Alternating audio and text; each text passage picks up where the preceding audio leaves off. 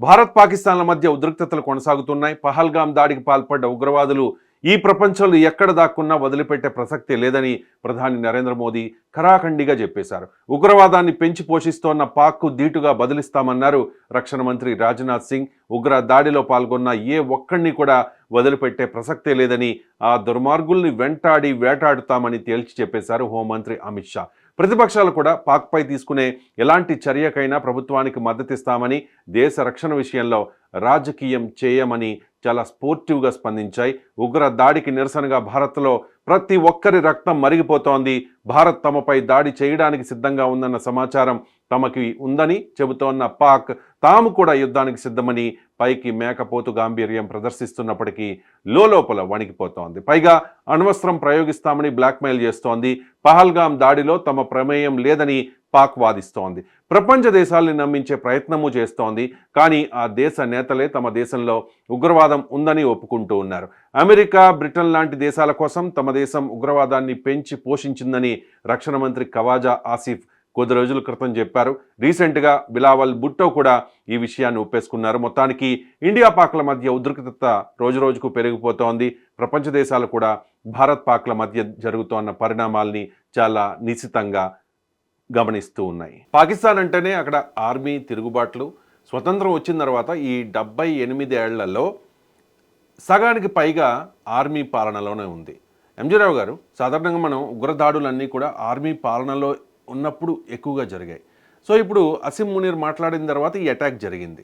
So Asim మునీర్కి కూడా ఏదో అధికారకాంక్ష ఉందనే ప్రచారం కూడా జరిగింది.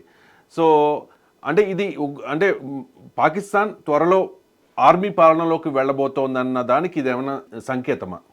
ఇప్పుడు పాకిస్తాన్ చరిత్ర చూస్తే పాకిస్తాన్ చరిత్రలో ఏంటంటే ఆర్మీ ఆర్మీ ఆర్మీ పాలనే. చూడండి, భారతదేశం చూడండి, 75 సంవత్సరాలు 78 సంవత్సరాలు స్వతంత్రం వచ్చిన తర్వాత ఆర్మీ పాలన అనేది కూడా ఊహకందదు. కానీ పాకిస్తాన్ ఏంటంటే తన అస్తిత్వం అంటే 1947 స్వతంత్రం వచ్చిన తర్వాత భారత్తో పాటు ఇప్పటి వరకే చూస్తే సగానికి పైగా కాలం అది ఆర్మీ పాలనలోనే ఉంది. ముఖ్యంగా 1958లోనే మొట్టమొదటి యహ్యా ఖాన్ ద్వారా ఆర్మీ పాలన వచ్చిందండి. ఈ ఆర్మీ పాలన వచ్చే 1958 నుంచి 1971 వరకు ఆర్మీ పాలన ఉంటుంది. తర్వాత 77 నుంచి 1988 వరకే జియా ఉల్ హక్ అనే ఆయన పరిపాలించాడు. తర్వాత ఇంకోటి ఏంటంటే ముషర్రాఫ్ గారు 1999 నుంచి 2008 వరకు ముషర్రాఫ్ గారు ఉన్నారు.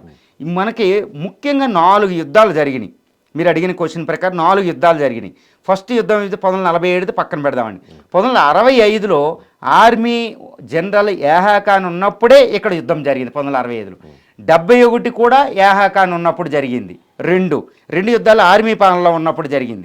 ఇక 99 ముషర్రాఫ్ గారు రాపోయే ముందు భారతదేశాన్ని ఎగదోశారు పర్వేజ్ ముషర్రాఫ్ గారు. ఎందుకు? యుద్ధం తర్వాత ముషర్రాఫ్. ఇదే పరిణామాన్ని నేపథ్యాన్ని చూస్తే ఇప్పుడు అసీం మున్నీర్ గారు ఇప్పుడు ఆర్మీ జనరల్ అయిపోయారు. ఆర్మీ జనరల్ అయిపోయి 2 సంవత్సరాలు పొడిగించుకున్నారు. ఇప్పుడు ఆయన పదవిని ఇప్పుడు పొడిగించుకుని ఇంకా నేను ఏదో చేయాలనుకుంటున్నారు.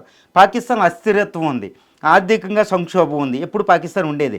ఇలాంటి సమయాన్ని అసీం మున్నీర్ అవకాశంగా తీసుకుని ఒకప్పుడు ముషర్రాఫ్ గారు వాళ్ళు తీసుకున్నట్టు ఇప్పుడు ఈయన హీరో అవ్వాలి పబ్లిక్లో. ఫస్ట్ ఆఫ్ ఆల్ ఇది హీరో అవ్వాలంటే పాకిస్తాను రాజకీయ నాయకులు కానీ ఆర్మీ కానీ ఎప్పుడు దేని మీద బతుకుతారంటే ఇప్పుడు భారతదేశంలో పాలన అనుకోండి, ఒక అభివృద్ధి కోసం ఏదో ఇష్యూ తీసుకొస్తారు. కానీ వాళ్ళు బతకడానికి వాళ్ళ అది పదవీ కాంక్షకి ఇండియాని శత్రువుగా బూచిగా చూపిస్తారన్నమాట. ఇప్పుడు అసీం మున్నీర్ గారు ద్విజాతి సిద్ధాంతం అని ఇప్పుడు జిన్నా గారు తీసుకొచ్చింది మాట్లాడారు. పాకిస్తాన్తో ఇండియాతో యుద్ధం అని మాట్లాడుతున్నారు. వాళ్ళు హిందూస్ వేరు ముస్లిమ్స్ వేరు అని మాట్లాడుతున్నారు. అంటే ఏంటి? పాకిస్తాన్లో తాను హీరో అవ్వాలనుకుంటున్నారు జిన్నాలాగా.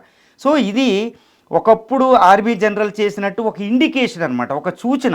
అంటే ఈయన రాబోయే రోజుల్లో లేకపోతే రాబోయే నెలల్లోనే ఆర్మీ అంటే ఇప్పుడు ప్రస్తుతం ఉన్న ప్రభుత్వం అంటే ప్రజలు ఎన్నుకున్న షహబాజ్ నవాజ్ గారి యొక్క గవర్నమెంట్ పడైపోతున్నారా?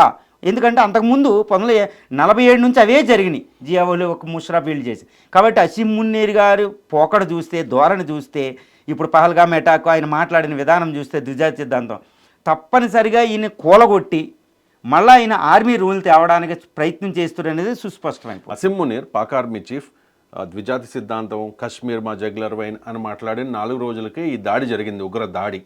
అంటే అక్కడ ఆధిపత్య పోరు ఏదైనా ఉందా ఆర్మీకి, అలాగే ప్రభుత్వంలో ఉన్న నేతలకి?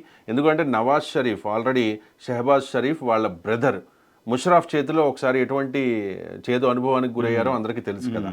సో అటువంటి పరిస్థితి ఏదైనా ఉంటుందా? ఉంటుందండి. ఇప్పుడు ఏంటంటే ఇప్పుడు భారతదేశం ఉంది, భారతదేశంలో ప్రధాని మోడీ, ప్రధాని తర్వాత ఇంకోటి ఇటు రాహుల్ గాంధీ గారు ఉంటారు. ఈనో వీళ్ళు ఎప్పుడు డెవలప్మెంట్ కోసం, అభివృద్ధి కోసం తగవలాడుతూ ఉంటారు, అది కామనే, కాంపిటీషన్ అని. కానీ ఇక్కడ పాకిస్తాన్లో ఏంటంటే ఎలక్టెడ్ ప్రభుత్వం, అంటే ప్రభుత్వం ఎన్నుకునే ప్రజాస్వామ్యబద్ధ ప్రభుత్వాలే కాకుండా అపోజిషన్ లీడర్ ఇమ్రాన్ ఖాన్ జైల్లో ఉన్నారు. ఇప్పుడు ఇక్కడ ఏంటంటే ఈ ప్రజా పార్టీలే అధికారం కోసం ప్రయత్నం చేయవు, అక్కడ ఆర్మీ కూడా అధికారం కోసం ప్రయత్నం చేస్తుంది. అంటే ప్రభుత్వానికి ఆర్మీకి ఎప్పుడూ ఒక ప్రచ్ఛన్న యుద్ధం ఉంటుంది. ఇప్పుడు అసీం మునీర్ గారిని తీసుకొచ్చిందే షహబాజ్ గారు, ఇంకో ఆర్మీ జనరల్ బదులు మాకొద్దు ఈయన తీసుకొచ్చారు. ఇక్కడ ఎవరు వచ్చినా ఇక్కడ మేకైపోతారు పదవి కోసం. ఇప్పుడు షహబాజ్ గారు వీక్గా ఉన్నారు, ప్రభుత్వం ఆర్థికంగా బాగాలేదు. సో దీన్ని ఆసరాగా తీసుకుని ఆర్మీ ప్రభుత్వం రావడానికి, అంటే ప్రభుత్వానికి మీరు అడిగినట్టు ప్రభుత్వానికి ఆర్మీకి మధ్యన ప్రచ్ఛన్న యుద్ధం నడుస్తుంది అధికారం కోసం. ఎందుకంటే ప్రతి ఓడు ఇదిగోండి ముషరఫ్ ప్రతి ఆర్మీ జనరల్ పదవి అయ్యేటప్పటికి ఆయన అధ్యక్షుడు అయిపోయేవాడు అనమాట, కూలగొట్టేసి ప్రభుత్వాన్ని. ఇది పాకిస్తాన్ చరిత్ర, అందుకే ఫెయిల్డ్ స్టేట్ అంటారు కూడా.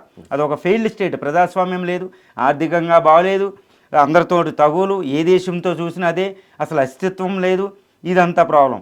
ఇలాంటి అస్థిరత్వాన్ని ప్రభుత్వం వీక్గా ఉంటుంది కదండి.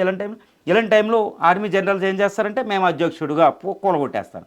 ప్రజలు ఏమని చెప్పుకోవాలి, మేము మీకు రక్షకులం, ఇంకొంటి ప్రభుత్వం రక్షించలేకపోతుంది, ఆర్థికంగా బాగాలేదు, కరప్షన్ ఎక్కువ ఉంది, ఇది బాగాలేదు అని ఒక బూచీగా చూపి ప్రభుత్వం అసమర్థంగా ఉంది, సో మేము రావాలి, పైగా ఇండియా యుద్ధానికి వచ్చేస్తుంది, కాబట్టి ఈ టైంలో మేమే మిమ్మల్ని రక్షించగలం. ఒక ముషరాఫ్, జియా ఉల్ హక్, యహ్యా ఖాన్ చేసింది అవే. ఒక మాజీ ప్రధాని బెనాజీర్ భుట్టో తండ్రిని జియా ఉల్ హక్ ఉరేసేశారు ఒక కేసులు ఇరికించి. ఇప్పుడు అసీం మునీర్ గారే ఇమ్రాన్ ఖాన్ని ఇది తీసి కరప్షన్ కేసు తీసి జైల్లో పెట్టారు. యహ్యా ఖాన్ వచ్చారు. చూడండి, అంటే ఆర్మీ పాత్ర అంత తీవ్రమైందనమాట. సో తప్పకుండా అసీం మునీర్ గారు ప్రభుత్వాన్ని కూలగొట్టి ఈ అస్థిరత్వ పరిస్థితిని ఊహించుకుని ఇండియాని బూచిగా చూపి ఆయన పదవీకాంక్షతో రాబోతున్నారనేది సుస్పష్టమైపోతుంది. పహల్గామ్ దాడి తర్వాత భారతీయులంతా ఒక్కటయ్యారు. విచిత్రంగా ప్రతిదాన్ని రాజకీయం చేసే ప్రతిపక్షాలు కూడా, అంటే ఎవరు అధికారంలో ఉన్నా ప్రతిపక్షం ప్రతిదాన్ని క్వశ్చన్ చేస్తుంది కాబట్టి ప్రతిపక్షాలు అధికార పక్షం అంతా కూడా ఐక్యంగా ఒక మాట మీద ఉంటున్న పరిస్థితి. కానీ పాకిస్తాన్లో అటువంటి సిచ్యువేషన్ లేదు కదా. ఆర్మీలో అంతర్గత పోరు విత్ ఇన్ ద ఆర్మీ, దాంతోపాటు ప్రభుత్వానికి ఆర్మీకి ఒక కోల్డ్ వారు, అండ్ ప్రజల నుంచి కూడా తీవ్ర వ్యతిరేకత వస్తుందట. అనవసరంగా వెళ్ళి మనము ఉగ్రవాదుల్ని ప్రేరేపించి భారత్ మీద, పర్యాటకుల మీద దాడి చేశారు. ఇప్పుడు మాకు ఇబ్బందిగా ఉందని చెప్పి ప్రజలు కూడా చాలా ఇన్సెక్యూర్ ఫీల్ అవుతూ ఉన్నారు. ప్రజల్లో కూడా ప్రభుత్వం మీద, ఆర్మీ మీద వ్యతిరేకత వస్తుంది. అంటే ఆర్మీ వెర్సెస్ ప్రభుత్వం. సో దీన్ని వాళ్ళకు అనుగుణంగా మార్చుకోవాలని కొంతమంది అనుకుంటూ ఉన్నారు, అంతే కదా. అవునండి. సో ఇప్పుడు ఎవరు బలి అవ్వాలి? షెహబాజ్ బలి అవ్వాలా ప్రభుత్వం తరపున, లేకపోతే ఆర్మీ తరపున అసీం మునీర్ బలి అవ్వాలా? ఎవరు బలి అవుతారు? ఇక్కడ ఏంటంటే ఇప్పుడు పాకిస్తాన్ అనవసరంగా ఇండియాని ఏదో చేసేద్దాం, ఓకే, మళ్ళీ కాశ్మీర్ లాగేసుకుందాం, ఓకే. ఇప్పుడు పాకిస్తాన్లో అంతర్గతంగా బలూచిస్తాన్ ప్రాబ్లం నడుస్తుంది. జాఫర్ ఎక్స్ప్రెస్ ఇది అయ్యింది, ఆర్మీకి ఒక అవమానం జరిగింది. ఎందుకంటే పెద్ద ఒక ఎక్స్ప్రెస్ని BLO Balochistan liberation organization front ఒక ట్రైన్ని హైజాక్ చేసినప్పుడు పాకిస్తాన్ అక్కడ ఆర్మీ దాన్ని రక్షించుకోవడానికి కొన్ని వందల మంది సోల్జర్లు చనిపోయారు. అరే, ఒక ఎక్స్ప్రెస్ని చేస్తే ఆర్మీకి అవమానం జరిగింది.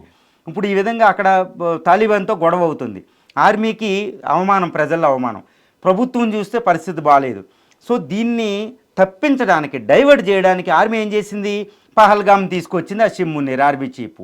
సో ఇదండి. కానీ ఇదేంటంటే రివర్స్ అయిపోయింది, ఈ గేమ్ రివర్స్ అయిపోయి ఇండియా ప్రతిస్పందన తీవ్రంగా ఉండేటప్పుడు ప్రపంచ దేశాలని నువ్వు తీవ్రవాద దేశం అని ఏలెత్తి చూపించే పరిస్థితి వచ్చేటప్పటికి ఈ ఆర్మీ ఇప్పుడు ఇండియా యుద్ధంకి వెళ్ళే స్థితిలో ఇప్పుడు ఆర్మీ పాకిస్తాన్ని రక్షించాలి. సో ఈ రక్షించాలంటే ఇండియాతో యుద్ధం జరగకూడదు, ఇండియాతో యుద్ధం జరగకుండా ఉండాలంటే ఎవరో ఒకరు బలి చేయాలి, తీవ్రవాదులను పట్టించాలి. తీవ్రవాదులను పట్టిస్తే ప్రభుత్వం ప్రాబ్లం, తీవ్రవాదులు ఇండియాకి దొరికేస్తే ఆర్మీకి ఇంకా పెద్ద అవమానం, అదే ఇప్పుడు దాకా చేసిందని. సో ఈ సమయంలో యుద్ధాన్ని తప్పించాలి ఇండియాతోటి, అవమానం పడకూడదంటే ఎవడో ఒకటి బలి అవ్వక తప్పదు, ఎవడో ఒకటి బలిపశువు అవుతాడు. అది ప్రధాని బలిపశువు అవుతాడా, లేదా ఆర్మీ జనరల్ బలిపశువు అవుతాడా, లేదా హఫీజ్ లాంటి వాళ్ళు బలి అవుతారా? కానీ హఫీజులు అంటే వాళ్ళు తీవ్రవాదుల్ని ప్రజల కంటే ఎక్కువ రక్షిస్తున్నారు. కాబట్టి పాకిస్తాన్ చరిత్ర పరంగా చూస్తే ఇప్పుడు ఆర్మీ ఈయన్ని పడగొట్టి, షహబాజ్ని పడగొట్టి ఏదన్నా చేసి ఆర్మీ రూల్ వచ్చి దాన్ని ఇంటర్నల్గా చూపించి ఈ ఉగ్రవాదాన్ని దీన్ని విషయాన్ని ఇండియాని డైవర్ట్ చేయొచ్చు. లేకపోతే ఇంకా ఏదైనా చేసి ఇంకొక అటాక్ చేస్తే తీవ్రంగా ఉంటుంది. సో ప్రభుత్వం కూలిపోవడం అనేది జరిగింది, లేదా ఆర్మీ జనరల్ షహబాజు, లేకపోతే ఆర్మీలోనే ఇంకా కుంపట్లోనే ఆర్మీలో చాలా తిరుగుబాట్లు విభజనలు ఉంటాయి అన్నమాట.